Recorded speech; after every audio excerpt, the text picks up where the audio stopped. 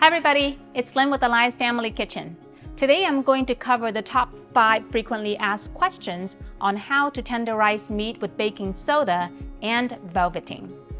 I have made videos on how to tenderize steaks and sliced beef with baking soda, another video on velveting chicken so it's tender and juicy for stir fries. If you have not watched those videos, I encourage you to check them out. The links are in the description below. Now let's get started. Question number 1.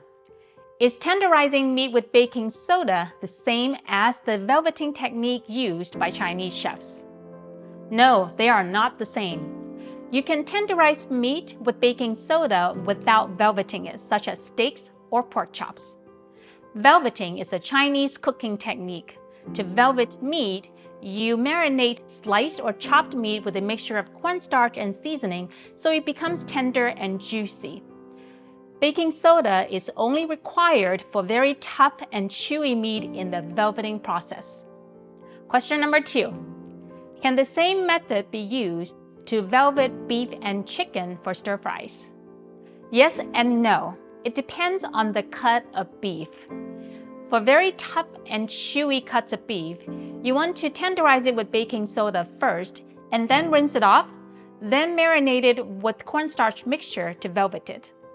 For tender cuts of beef and chicken, there's no need to use baking soda. Simply velvet it with cornstarch mixture. Question number 3. Why not buy good quality steaks or beef so there is no need to tenderize it? I will answer this question with quotes from viewers. Affordability of meat has become a bigger obstacle for a growing percentage of the population. This is a good method to make cheaper cuts better. Question number 4. Can vinegar be used to help eliminate the aftertaste of baking soda? Yes, since baking soda is alkaline, vinegar does help neutralize the residue from the baking soda. It is optional though because rinsing already does most of the job.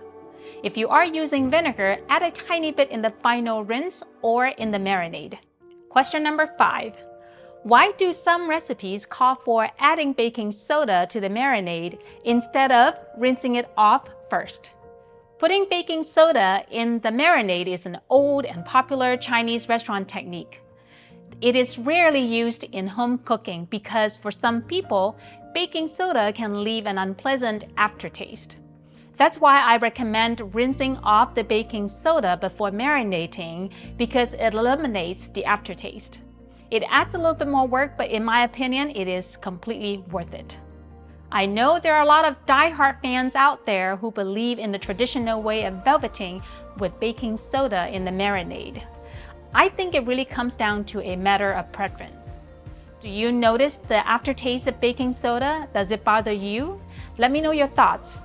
And feel free to comment below with any questions or feedback regarding everything that we talked about today. Thanks for watching. I'll see you next time.